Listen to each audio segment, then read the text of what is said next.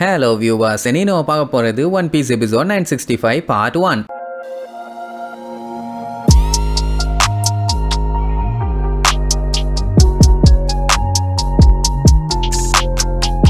Open பண்ணா நம்ம ஓடனோட அப்பாவான சுக்கியாக்கிக்கு பாத்தீங்கன்னா உடம்பு சரியில்லை. லொக்குன்னு இருமிட்டு இருக்காரு. அவர் இருமுறதே பாத்தீங்கன்னா காமெடியா தான் இருக்கும். இவருக்கு உடம்பு சரியில்லைங்கிற மேட்ரு மொத்த ஐலாண்டுக்கும் காட்டு தீ மாதிரி பரவுது. அவரு எல்லா டைமியோஸையுமே ஒன்னா கூப்பிட்டு இருப்பாரு. ஏன் எதுக்குன்னு கேட்டா, இப்போ இவருக்கு அப்புறம் ஷோகனா இருக்க வேண்டியது யாருன்னு பாத்தீங்கன்னா நம்ம ஓடன் தான். ஆனா அவர் இப்ப இங்க இல்ல அப்படின்னா அவன் வர வரைக்கும் வேற யாராச்சும் இந்த கண்ட்ரியை பாத்துக்கணும்ல. அதுக்காக தான் நான் இன்னொருத்தனை அப்பாயிண்ட் பண்றேன்னு அப்படியே ஒரு மாதிரி திருட்டுத்தனமா லுக்க விட்டுட்டு ரோச்சிய பார்த்து ஓடன் அவனோட செல்ல தம்பி மாதிரி பாத்துக்கிட்டே குரோசுமி ஒரோச்சி தான் அடுத்த ஓடன்னு சொல்லுவாரு. உடனே எல்லாத்துக்கும் ஷாக்கு, மெயினா யாசுய்க்கு. ஏன்னா அவன் இவங்கிட்ட வேலை பார்த்துக்கிட்டு இருந்தவன். ஆனா எப்படி இங்க வந்தான்னு தெரியல. ஓடன் யாரையுமே அந்த அளவுக்கெல்லாம் சப்போர்ட் பண்ணி பேச மாட்டான். என்ன எல்லாத்துக்கும் ஹெல்ப் பண்ணுவான், அவ்வளவுதான். தம்பின்னு சொல்ற அளவுக்கெல்லாம் இவன் ஒன்னும் அந்த மாதிரி எதுவும் பண்ணலையே. அப்படி இருந்தா அவன் வெளியில சொல்லியிருப்பானே, ஏதோ சரியில்லையேன்னு தோணும். இவன் குரோசுமிங்கிற பேரு வச்சுமே எனக்காண்டி இந்த மாதிரி ஒரு ஆப்பர்ச்சுனிட்டி கொடுத்ததுக்கு உங்களுக்கு ரொம்ப ரொம்ப நன்றி. என் தாத்தா அறிவில்லாம ஒரு பெரிய தப்பு பண்ணிட்டாரு. அந்த தப்பை நான் சரி பண்றேன் மைலாட். நீ நம்பி கவலைப்படாம இருங்க தெய்வமே, நான் உங்களை பாத்துக்கிறேன். ஓடன் வர வரைக்கும் என்னோட பெஸ்ட காமிச்சு இந்த கண்ட்ரியை நல்லபடியா பாத்துக்க வேண்டியது என்னோட வேலை. அண்ட் அதுக்காகலாம் நீங்க தப்பா நினைச்சுக்க வேண்டாம். ஓடன் வர்ற வரைக்கும் நான் வெறும் ஒரு பொம்மை மாதிரி தான். இந்த பொம்மைக்கு உங்க எல்லாரோட சப்போர்ட்டும் தேவை அப்படின்ட்டு அப்படியே கால விழுந்துருவான். சுக்கியாக்கி தான் இவங்க எல்லாத்துலயும் பெரிய ஆளு. அவர் என்ன சொன்னாலும் அதை அப்படியே இவனு கேட்டு நடப்பானுங்க. சரி ஓகே, ஒரு பிரச்சனை எல்லாம் நிறுவானுங்க. நான் யாசுய்க்கு தான் செட் ஆகிற மாதிரியே தெரியல. அவர் அவனை கூப்பிட்டு, ஏண்டா ஒரோச்சி, நீ குரோசுமி கிளான்னு சொல்லி ஏன் என்கிட்ட முன்னாடியே சொல்லலன்னு கேட்டா, மன்னிச்சுக்கங்கன்னு முதல்ல நார்மல் குழந்தை வாய்ஸ்ல பேசுற மாதிரி பேசிட்டு மூணாவது டைம் அப்படியே முறைச்ச மாதிரி லுக்கூட்டு என்ன மன்னிச்சுக்குங்க அப்படின்னு வில்லத்தனமா சொல்லுவான். அப்பவே அவனோட ஆட்டம் ஆரம்பிச்சிருச்சு. ஆனா யாருக்கும் தெரியல அவன் இந்த மாதிரி ஒரு வேலைத்தனம் பண்ணுவான்னு. சோ இப்ப கட் பண்ணி அந்த குரோசுமி உரோச்சி இருக்கான்ல, அவனோட கதை என்னன்னு காட்டுறாங்க. ஒரு நாள் நட்ட நடு ராத்திரி நல்லா பயங்கரமா மழை பெஞ்சுக்கிட்டு இருக்குது. அந்த டைம் காட்டுக்குள்ள சின்ன பையனா இருக்க உரோச்சிய ஒரு 3 பேரு உன்னே தீர்வேன்னு வெறி கொண்டு வெட்டிட்டு வரானுங்க. ஏ குரோசுமி, நீ எங்க போனாலும் உன்னை விட மாட்டோம், நீ இன்னைக்கு செத்தே தீரணும் அப்படின்ட்டு அவ்வளவு வெறி. அவனு கால் தடியெல்லாம் விழுந்து சகதியெல்லாம் மூஞ்சில அப்பிச்சு போனா அவன் சரியான பயந்தாங்குழி. ஒரு கல் எடுத்து ரிட்டர்ன் அட்டாக் பண்றதுக்கு கூட பயப்படுவான். வரவனுங்க வேற பல்கா வந்திருக்கானுங்களா, சோ அடிச்சு புடிச்சு எஸ்கேப் ஆகி ஓடிட்டே தான் இருப்பான். இப்ப என்னன்னா குரோசுமி கிளானையே அழிச்சாகணும்னு சொல்லி தான் அவனுக்கு வெறியோட வந்திருக்கானுங்க. அவனுங்க தாண்டா இந்த லேண்ட் ஆஃப் ஆனோக்கே ஒரு வைரஸ் அப்படி இப்படின்னு வண்டையா திட்டிட்டு அவனை இன்னைக்கே கொன்னே தீரணும்னு மலைன்னு கூட பார்க்காம வெட்டிட்டு இருக்கானுங்க. அவன் பாத்தீங்கன்னா அங்கனக்குள்ள இருக்க ஒரு புதருக்குள்ள தான் ஒளிஞ்சு உட்கார்ந்து அழுதுகிட்டு இருப்பான். வந்தவனுங்க பாத்தீங்கன்னா குரோசுமி கிளானையே கிரிமினல்ஸ்னு சொல்லி அந்த கிளி இழிப்பானுங்க.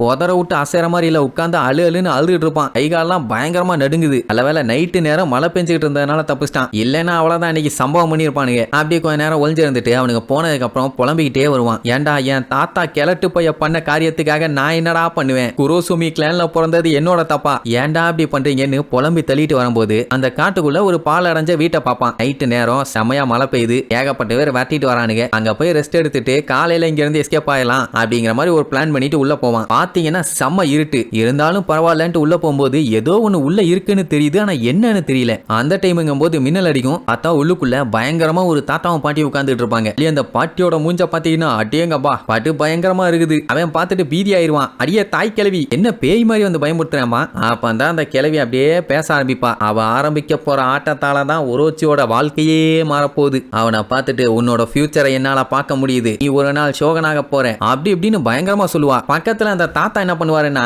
ஈனைய வீணா போனவன் எப்படி வாசிப்பானோ அதே மாதிரி வாசிக்கிட்டு இருப்பாரு. அந்த பாட்டி வேற மூஞ்ச கிட்டக்க கொண்டு வந்து பேசுறதுனால அவனுக்கு பீதி ஆகுது. மூஞ்ச தள்ளி வை கிளவி, தாங்க முடியலன்னு. இப்ப அந்த கிளவி உரோச்சியோட தாத்தாக்கு என்னாச்சு ஏதாச்சுன்னு சொல்லும். ஏன்னா உரோச்சிக்கு அந்த மேட்டரே தெரியாது. அவன் என்ன கேள்விப்பட்டிருப்பான்னா, அவரே சூசைட் பண்ணி செத்துக்கிட்டாருன்னு. அதான் செப்புக்கும் வாயில நம்ம ஜோரோவை கூட புடிச்சு வச்சுக்கிட்டு வயித்தை கழிச்சுக்கிட்டு நீயே செத்துருன்னு சொன்னாயிலே, அதான் செப்புக்கும்னு சொல்லுவாங்க. அப்படித்தான் அவர் செத்துட்டாருன்னு நினைச்சிட்டு இருப்பான். ஆனா அது இல்லையாமா. அவரை கொசுக்கி கிளான் கொன்னுட்டாங்கடா முட்டா பயலாம்பா. ஆமா, அவர் ஏதோ தப்பு பண்ணாரு, அதனாலதான் அவர் அப்படி பண்ணிட்டாங்கன்னு ஒரோச்சி அப்பவுமே தெளிவா தான் பேசுவான். பயலுக்கு அவன் தாத்தா பண்ணது தப்பு தான், அதனால அப்பவும் அவன் நல்லவனா தான் இருந்திருக்கான். அதாவது விவரம் தெரியாத பையனா. இந்த கிழவி என்னன்னு உசுப்பேத்தி விடுவான்னா, பவர்ல இருக்கவங்க அவங்க பவரை தக்க வச்சுக்கிறதுக்கும் அதுல இருந்து முன்னேறி போறதுக்கும் அவங்க பண்ற காரியம் எதுவுமே கிரைம் இல்ல, அதை தாண்டா அவன் தாத்தா பண்ணாரு விளக்கண்ணேம்பா. இப்ப இவனுமே பவர்ல இருந்தானா அந்த சட்ட திட்டத்தை இவனே மாத்தி எழுதலாமே. சரி, இப்பதான் மெயினான கதைக்கே வருவா.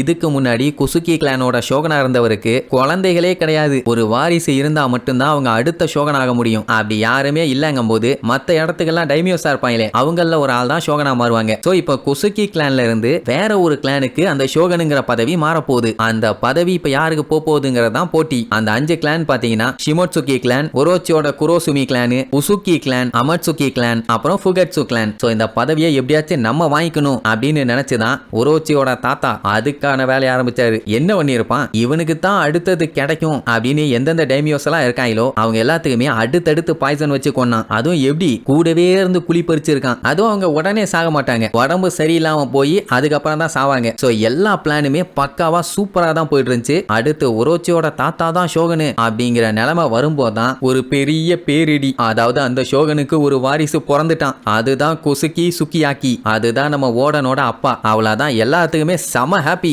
ஏன்னா இதுக்கப்புறம் அவன் தானே அடுத்த ஷோகனு. குரோசுகி கிளான்ல இருந்த ஒரோச்சி பண்ணது எல்லாமே வீணா போச்சு. அப்படி போனா கூட பரவாயில்ல, டைமியோவா இருந்திருக்கலாம். ஆனா அந்த ஆளு பண்ணானே ஒரு டகால்டி வேலை, அது அப்படியே வெளியில தெரிஞ்சிருச்சு. விடுவானுங்களா இனி கொய்யால சாகுடான்னு சொல்லி அவனை புடிச்சு செப்பு கூப் பண்ணிக்க சொல்லிட்டாங்க. அதாவது அவனே அவனோட வயித்தை கீறிக்கிட்டு செத்துறணும். இதுக்கப்புறம் அவங்க கிளான்ல யாருமே டைமியோவா இல்ல. அண்ட் அது மட்டும் இல்லாம மக்கள் அந்த கிளானை சேர்ந்தவங்க எல்லாத்தையுமே வெறுக்க ஆரம்பிச்சிட்டாங்க. அவங்க கிட்ட இருந்த கோட்டை பணம் அது இதுன்னு எல்லாத்தையும் புடுங்கி தெருவுல விரட்டி அடிச்சிட்டாங்க. தெருவுல. இது யாரோட தப்பு? உன்னோட வாழ்க்கை இப்படி ஆனதுக்கு யாரு காரணம்? இல்லடா சொல்லு. உன்னை இப்படி நாய் மாதிரி ஓட விட்டு சம்பவம் பண்ண ட்ரை பண்றானுங்களே, இது எல்லாத்துக்கும் காரணம் யாரு? நல்லவங்களா இருந்தாங்கன்னா எல்லாமே உன் தாத்தா பண்ண தப்புன்னு சொல்லி இருக்கணும். ஆனா அந்த குசுகி சுக்கியாக்கி பிறந்ததுதான் தப்பு. அவன் மட்டும் பிறக்காம இருந்திருந்தான்னா இன்னத்துக்கு இவங்க ஃபேமிலி ராயலா இருந்திருப்பாங்கல்ல. அப்போ அவன் பிறப்புனால இவங்க கிளானே அழிஞ்சு போச்சு அப்படிங்கிற மாதிரி அவன் மைண்ட மாத்தி விட்டுட்டா. இதெல்லாம் அநியாயமா இல்லையா ஐயா? அவன் மட்டும் பிறகலன்னா இந்நேரத்துக்கு ஒரோச்சி தானே ஷோகனா இருந்திருப்பான். இந்த மேட்டரை சொன்ன உடனே அவனுக்கு சந்தோஷம் தாங்க முடியல. அப்படியே யோசிச்சு பார்க்கறான், நம்ம ஷோகனா இருந்தா எப்படி இருக்கும்னு. கஜ கன்றாவியா இருக்குது. பட் இருந்தாலும் இமேஜின்ல அவர் என்ஜாய் பண்ணிக்கிறாரு. அதுக்கப்புறம் தான் இன்னொரு மேட்டர் தெரிய வருது. கதையா சொல்லிட்டு இருக்கே கிளவி,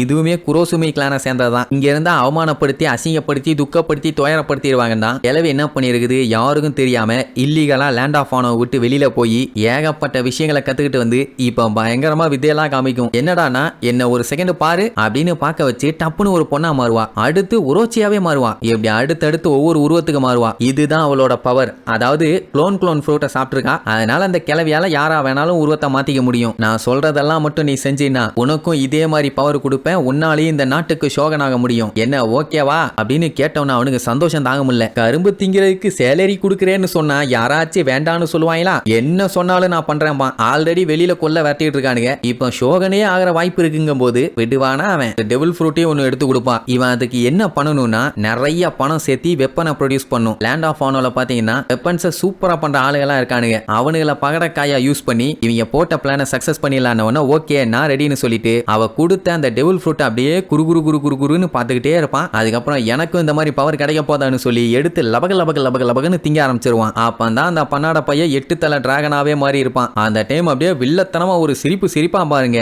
அந்த இடத்துல தான் ஒரோச்சி ஒரு முழு வில்லனாவே மாறினான். சரி, இதுக்கப்புறம் அவன் என்னென்னலாம் கோக்குமாக்கு வேலை பண்ணி சுக்கியாக்கிக்கு அவ்வளோ க்ளோஸ் அவன்தான்னு அடுத்தடுத்த எபிசோட்ல பார்க்கலாம். டாடா.